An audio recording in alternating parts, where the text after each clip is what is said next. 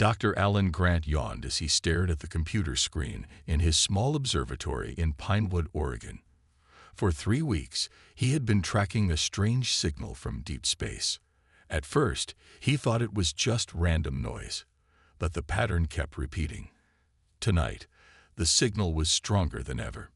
He took a sip of cold coffee and adjusted his glasses. The signal pulsed in a way that couldn't be natural. Somebody or something was trying to communicate.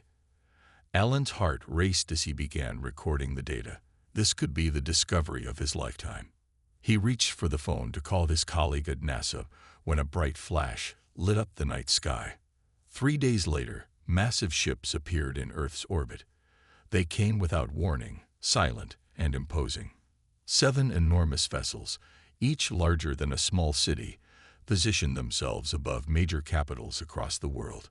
News channels showed the same scenes playing out everywhere: people running through streets, military vehicles rushing to positions, and religious groups gathering to pray. In Washington, D.C., Lisa Doyle sat in a crowded room at NASA headquarters. As the agency's top communications specialist, she had been working nonstop since the ships appeared. "We're receiving a transmission," announced the technician beside her. The large screen at the front of the room flickered. A figure appeared, tall, with grayish skin and large eyes. It spoke in perfect English. "People of Earth, we are the Zoraxian fleet, representatives of the Galactic Council. Your world has been selected for evaluation. The process will determine if containment is necessary." The room fell silent. "What does containment mean?" asked the NASA director. The alien's expression didn't change. "Planetary quarantine, or, if required, neutralization. The Council has identified Earth as potentially disruptive to galactic stability." After the transmission ended, chaos erupted in the room. Lisa remained at her station, scanning other frequencies. Something wasn't right. Among the main broadcasts, she detected fragmented transmissions between the ships. They were speaking about Earth differently in these private communications. "Class 5 evolutionary anomaly," one message said. "Proceed with extreme caution." Another voice responded. "The Council fears what they might become, not what they are." Lisa copied the strange transmissions to her personal device. As she left the building, a man in military uniform approached her. "Ms. Doyle, Captain Ben Maxwell, Military Intelligence. I need to speak with you about the transmissions you've been monitoring." They found a quiet corner in the building's cafeteria. Most staff had gone home to be with families after the announcement. "How did you know I was tracking their communications?" Lisa asked. "Because I've been tasked with understanding why they're really here," Ben replied. "And those transmissions suggest they're afraid of us, which makes no sense. They have technology centuries beyond ours." Lisa showed him the data she'd collected. "They called us an anomaly. What could that mean?" "I don't know, but I've seen the preliminary analysis of their ships. Some of our weapons might actually affect them. It's like they never expected us to be able to hurt them." Outside, fighter jets patrolled the sky beneath the massive alien ship. Around the world, similar scenes played out as humanity faced its greatest threat. At the White House, emergency meetings continued through the night. Military leaders argued for immediate action while diplomats pushed for patience. No one knew the right approach against an enemy so powerful yet apparently concerned about Earth's potential. Meanwhile, in his small observatory, Alan Grant noticed something strange. The alien ships were emitting fields that interacted oddly with Earth's magnetic sphere. The patterns suggested vulnerabilities in their supposedly advanced technology. As dawn broke across America, humanity began to organize its response. They were outgunned and outmatched by the Zoraxian fleet, but one question remained: why would a coalition of advanced aliens fear a technologically inferior species? The answer might be humanity's only hope for survival. Far above the galaxy's spiral arms, the Council citadel hung like a gleaming jewel. The massive space station housed representatives from 300 advanced civilizations. Today, its grand chamber buzzed with nervous energy as members gathered for an emergency session. High Counselor Vexnar floated in the center of the room. His body was pure energy contained in a shimmering field. Around him, beings of all shapes and forms took their places, some mechanical, others biological, a few existing as projected holograms. "This meeting will address the Earth situation," Vexnar announced, his voice resonating through the chamber. "The evaluation has begun, but concerns have been raised about this species." A tall reptilian figure stood. Admiral Krex of the Drakon Empire wore a uniform covered in battle medals. "Why waste time with evaluation? Our data is clear. Humans match the exact profile of the Terran strain. We should neutralize them immediately." Murmurs spread through the chamber. The word Terran caused visible discomfort among many members. A slender, blue-skinned woman rose in opposition.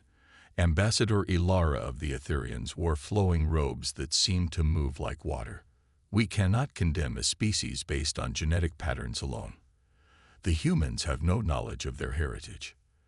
They deserve study, not destruction." "Study," Krex laughed harshly. "The last 3 civilizations with this genetic profile evolved from primitive to galactic powers in less than 1,000 years. Each time, they disrupted the established order." Vexnar displayed historical data above the chamber. 3 extinct civilizations appeared, each showing remarkable similarities to humans. "These are the facts," Vexnar said. "Humans show exceptional adaptability. Their neural patterns process stress differently than most species. When faced with threats, their innovation accelerates rather than collapses." A smaller alien with wide eyes spoke up. "Their resource efficiency is concerning. They accomplish much with primitive technology. And their combat tactics." He shivered visibly. "They employ what our analysts call combat creativity. They do not follow predictable patterns." In a private chamber after the main meeting, 6 council members gathered. They represented the oldest and most powerful civilizations. "The containment units report unexpected problems," said a crystalline being. 3 scout ships were disabled by primitive Earth weapons. "This should be impossible. Their weapons are crude, but their planet's unusual magnetic field enhances certain effects," replied a floating brain encased in a mechanical shell. "Our shields were designed to stop advanced energy weapons, not kinetic projectiles backed by magnetic anomalies." Vexnar joined them. "We must learn more before deciding Earth's fate. I am sending Zinfal as our official liaison." A young diplomat with 4 arms entered the room and bowed. Zinfal was inexperienced but highly intelligent. "Your official mission is diplomatic," Vexnar told him. "Your real task is to assess humanity's true capabilities and find their weaknesses. Report directly to this council, not the General Assembly."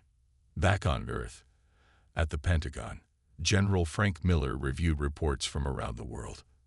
His weathered face showed concern as he studied the images. "These can't be right," he said to the woman beside him. Dr. Catherine West adjusted her lab coat and pointed to the data. "Every report confirms it. Standard missiles disabled alien crafts when they shouldn't have even scratched them." "How is that possible?" asked the general. "I don't know yet," she replied. "But something about Earth's environment affects their technology negatively. If we can understand it, we might have a chance." In another room, Captain Ben Maxwell and Lisa Doyle compiled intercepted alien communications. "Look at this," Lisa said, pointing to a translated message. "They've classified humans as an apex predator species, despite our technological limitations." Ben studied the screen. "They're afraid of us, but not of what we can do now. They're afraid of what we might become." Lisa finished his thought. Outside, the massive ships continued their silent watch over Earth's cities, while both sides prepared for what would come next. 1 week after the arrival of the alien ships, evaluation teams landed in major cities across Earth. The White House lawn hosted the most important meeting. The President of the United States stood tall as Xeraxian Commander Krell stepped from a small shuttle. News cameras captured the historic moment as humans and aliens met face to face. "We come to understand your civilization," Krell said. His voice sounded odd through his translation device. "This will determine your future status in the galaxy." While diplomatic talks began in Washington, a very different operation launched from a naval base in San Diego. Navy SEAL officer Jack Peterson led a team of 6 elite soldiers toward the Pacific Ocean, where one of the alien scout ships had crashed 3 days earlier.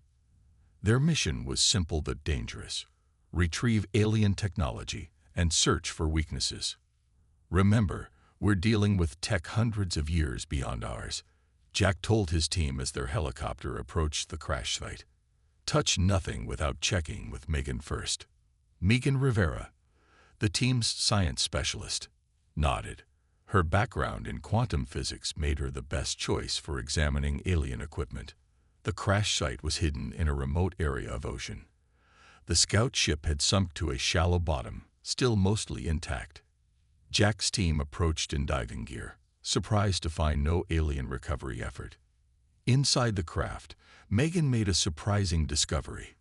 "These systems, they're failing because of our magnetic field," she said through her comm. "Earth's magnetic properties are different from what their technology expects. It's like trying to run a computer through an electromagnetic pulse." Jack touched his earpiece.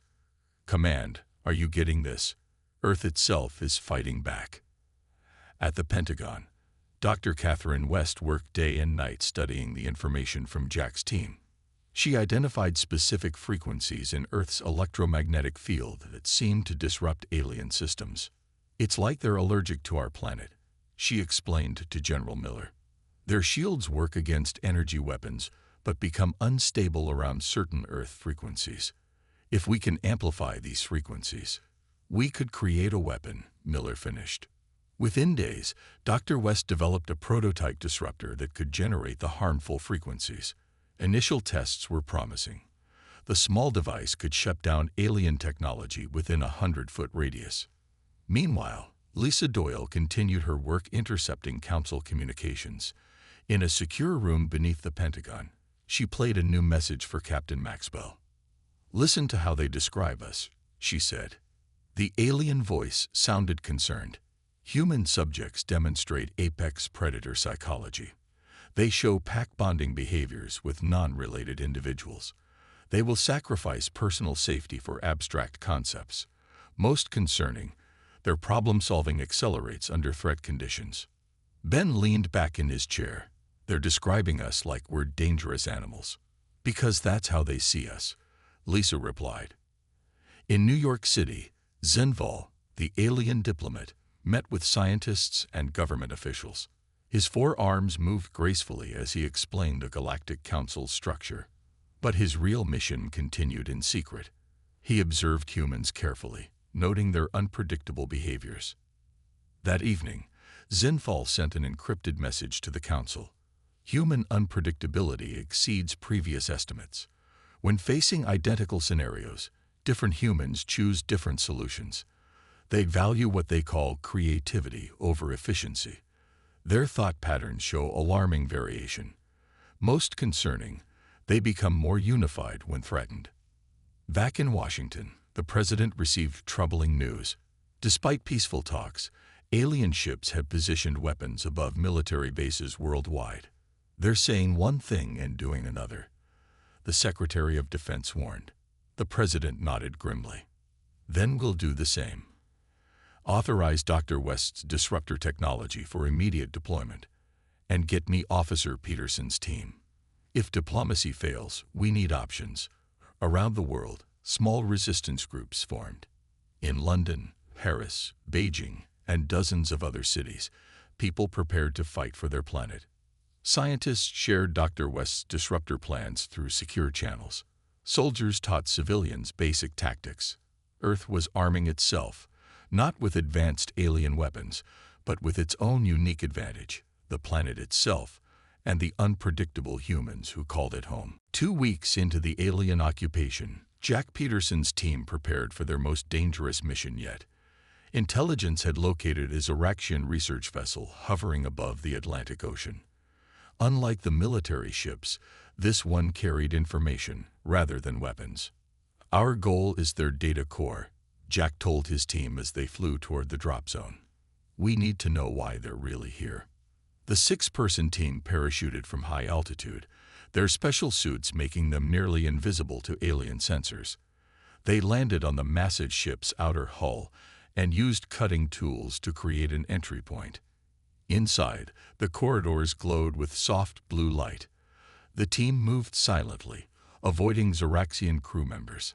Megan led them toward the central data chamber, following the readings on her device. "This way," she whispered, pointing to a sealed doorway.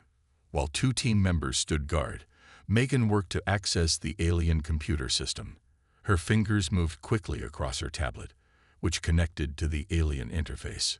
"I'm in," she said after several tense minutes. "There's something here about Earth, ancient records." Jack looked over her shoulder as information appeared on her screen. "Can you download it?" Megan nodded. "But it will take time, and they might detect us." "Do it," Jack ordered. "We need to know what they know." As the download progressed, Megan's eyes widened. "Jack, according to this, humans aren't native to Earth, at least not originally. We were relocated here." "Relocated? By whom?" "By ourselves," she replied. "Or rather, by our ancestors." The data revealed an incredible truth. Humans had once been part of an advanced galactic civilization. Thousands of years ago, they fought a devastating war against artificial life forms they had created. The survivors fled, hiding on Earth after erasing their own technological history. But they had done something else too. They had modified their own genetics, making themselves more aggressive and adaptable. These changes were meant to be temporary, a way to survive if their enemies ever found them. Instead, these traits had grown stronger over thousands of years. "The Council isn't afraid of what we are," Jack realized. "They're afraid of what we're becoming." An alarm suddenly blared through the ship. "We've been detected," one of the team members warned. "Download complete," Megan reported, disconnecting her device. The team fought their way back to their entry point, using the disruptor technology to disable alien weapons. Two team members were injured, but everyone made it out. As they escaped in their stealth craft, Jack knew the information they carried would change everything. At the Pentagon, Dr. West and General Miller reviewed the stolen data with growing amazement. "This explains why their technology is vulnerable to our magnetic field," Dr. West said. "Our ancestors designed it that way, a built-in weakness only Earth could exploit." Lisa Doyle entered the room, bringing more news. Resistance groups around the world are successfully using the disruptor technology. Paris, London, and Tokyo have pushed back Zoraxian ground forces. General Miller nodded, but the Zoraxians are responding with greater force. They've destroyed military bases in 3 countries already. On the main screen, they watched as alien ships bombarded an Air Force base in Arizona. The message was clear. The evaluation had become an invasion. In orbit, the Council representative, Zinthal, received troubling orders from Admiral Krex. "Accelerate the containment timetable. The humans know too much." Zinthal had been observing Earth for weeks now. He had watched human families, seen their art, heard their music. Something about them touched him deeply. He knew the Council feared them, but he was beginning to understand them. For the first time in his diplomatic career, Zinthal considered disobeying orders. Perhaps the humans deserved to know the truth, all of it, including the real reason why the mighty Galactic Council trembled at the thought of what humanity might become. The Galactic Council chamber erupted in chaos. Representatives from 300 worlds shouted over each other as reports of human resistance flooded in. The massive screen showed Earth forces successfully pushing back Zoraxian troops in cities across the planet. "This is unacceptable." Admiral Krex slammed his fist on the table. His scales flared with anger. "We must authorize full planetary sterilization immediately." Many council members gasped at the suggestion. Planetary sterilization had only been used twice in the Council's long history. Ambassador Ilara stood, her blue skin shimmering with emotion. We cannot destroy an entire civilization because we fear their potential. The humans are defending their home, as any species would. High Counselor Vexnar's energy form pulsed brightly. There is more at stake than most of you realize. The chamber fell silent as Vexnar continued. The humans possess something we have sought for millennia. Their genetic structure contains immunity to the Void Plague. Murmurs spread through the chamber. The Void Plague had been slowly killing advanced species across the galaxy for centuries. No cure had ever been found. If we destroy them, Vexnar said, we may doom ourselves. On Earth, Dr. West and Lisa Doyle worked tirelessly in an underground lab. Building on their knowledge of the disruptor technology, they were creating something new, a device that could affect the Council Citadel itself. If we can disrupt their central communications, Dr. West explained to General Miller, we might force them to negotiate. Lisa pointed to the screen showing their design. The prototype is ready, but we need a way to deliver it to the Citadel. I think I can help with that, a voice said from the doorway. Jack Peterson entered, his team behind him. They looked tired but determined. We captured a Zoraxian command ship during our last mission. It has the range to reach the Citadel. General Miller frowned. That's a suicide mission, Peterson. Jack nodded. Maybe. But it's our best shot. As they prepared for the mission, an unexpected visitor arrived at their secure facility. Zinval, the alien diplomat, was escorted in by armed guards. I wish to help, he said, raising all four of his hands to show he was unarmed. What the Council is doing is wrong. At first, no one trusted him. But Zinthal shared vital information about Council defenses that proved his sincerity. Certain Council species have been manipulating events, he explained.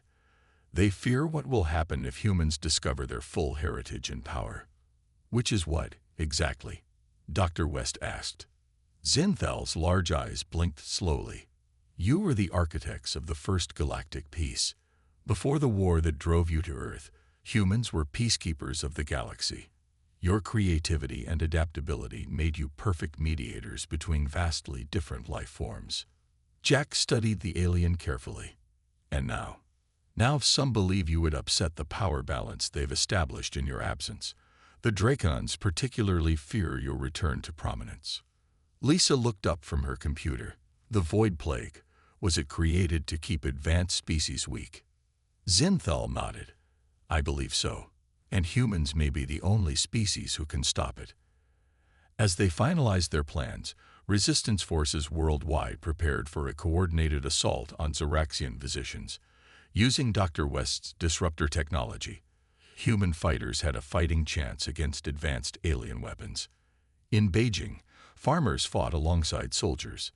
In Rio de Janeiro, office workers turned street corners into ambush points. In Cairo, university students disabled alien communications. Humanity fought with the desperate creativity that made them unique in the galaxy.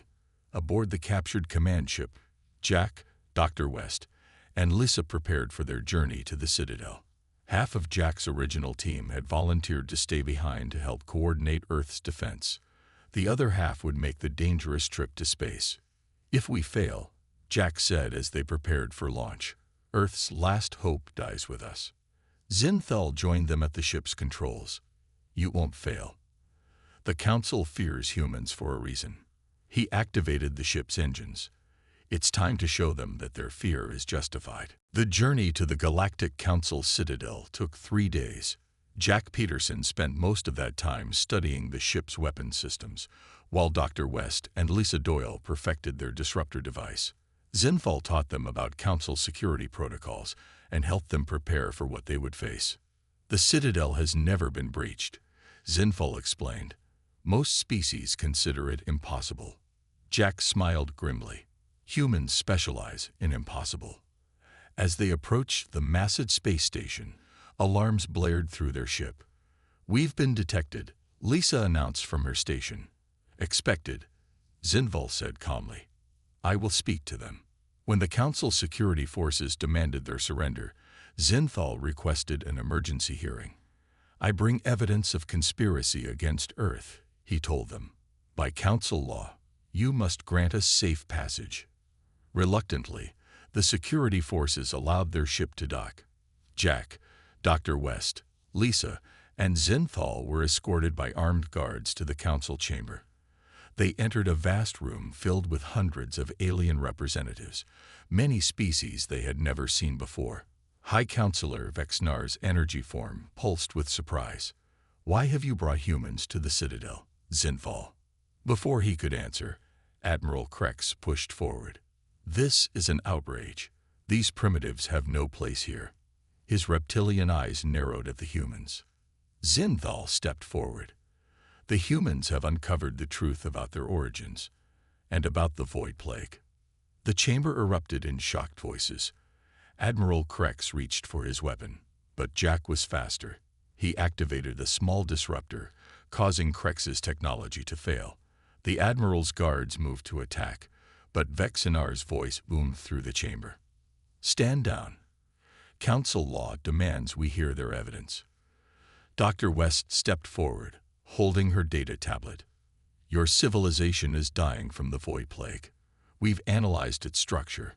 She displayed complex molecular chains on the large council screens. "It was engineered, not natural." Admiral Krex snarled. "These are lies." Lisa played the recordings they had recovered from the Zoraxian research vessel. The evidence clearly showed that certain council factions had created the plague to control advanced species. "The plague targets the genetic markers of advanced intelligence," Dr. West explained. "Humans are immune because our ancestors modified our genetics before coming to Earth." Meanwhile, on Earth, General Miller coordinated a global counteroffensive. With Dr. West's disruptor technology now widely distributed, human forces began reclaiming occupied territories.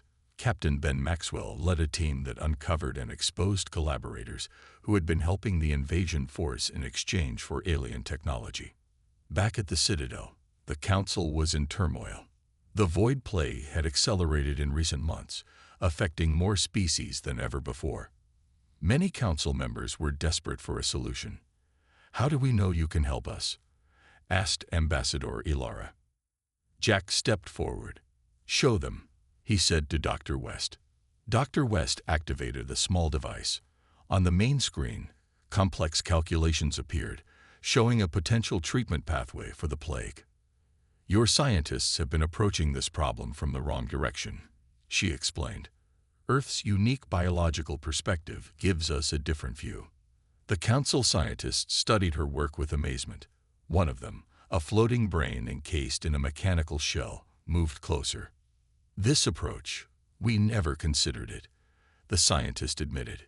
"It might actually work." Admiral Krex wasn't convinced. "This changes nothing. Humans are still a threat to Council stability." Jack faced the Admiral directly. "We didn't come here to threaten you. We came to help. Earth wants peace, but we will defend ourselves." High Counselor Vexnar moved to the center of the chamber. His energy form seemed to study Jack intently. "For millennia, we have feared what humans might become," Vexnar said. "Perhaps instead, we should have remembered what they once were, the peacekeepers who brought different worlds together." The Council chamber fell silent as members considered his words. The fate of Earth now hung in the balance, and with it, perhaps the fate of the entire galaxy. Admiral Krex was not ready to surrender. As the Council debated Earth's fate, he signaled to his loyal followers.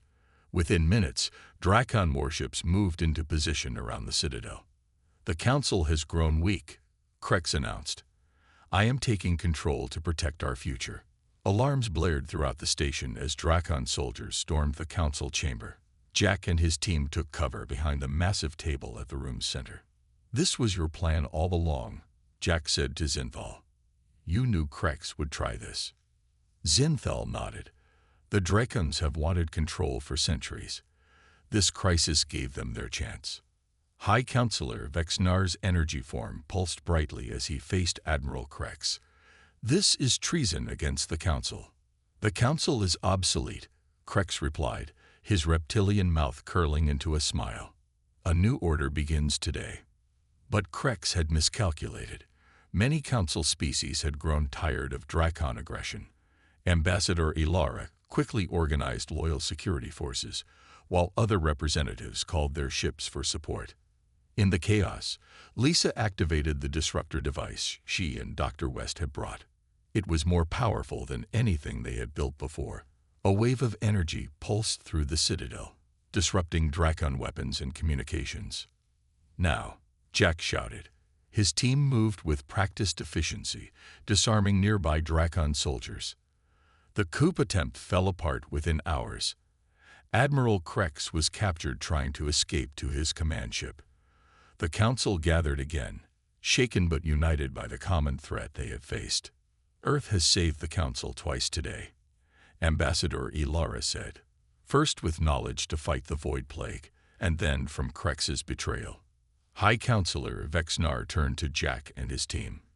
"The attempted invasion of Earth ends now. I hereby recognize Earth as a sovereign world with provisional council membership." Back on Earth, the Zeraxian fleet began to withdraw. General Miller watched from the Pentagon as the massive ships rose from Earth's atmosphere and disappeared into space. "We did it," Captain Ben Maxwell said, standing beside him. "We actually won." "Jack and his team did it," Miller corrected. "I just hope they make it back." 1 month later, a single ship returned to Earth. Jack, Dr. West, and Lisa stepped out to a hero's welcome. With them came Zinfal, now appointed as permanent ambassador to Earth. "The Council has much to offer Earth," Zinfal explained to world leaders gathered at the United Nations. "And Earth has much to teach the galaxy." In the following months, exchange programs began. Alien scientists shared technology, while human creativity and innovation impressed the galaxy. Dr. West led an interspecies medical team developing a cure for the Void Plague, using Earth's unique biological perspective. Lisa Doyle established a new communication protocol that bridged diverse galactic languages and thought patterns. General Miller and Jack Peterson built Earth's first interstellar defense fleet, ensuring humanity would never again face extinction. As humans learned more about their ancient heritage, dormant genetic knowledge began to awaken. Art, music, and science flourished with new ideas and perspectives.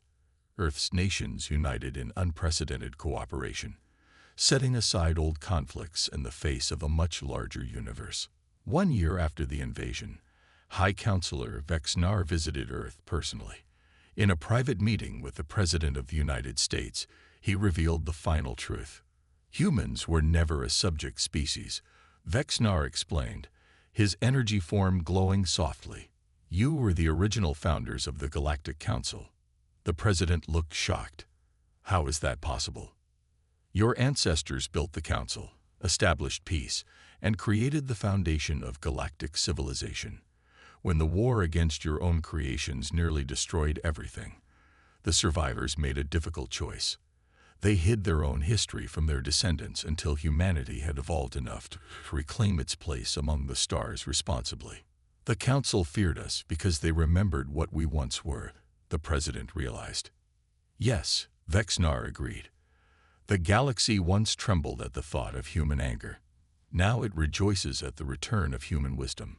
As the High Counselor departed, humanity looked to the stars with new understanding. They had faced extinction and emerged stronger. They had confronted their past and embraced their future. Earth was no longer alone in the universe. It was home to the species that had created the universe's greatest civilization once, and would do so again.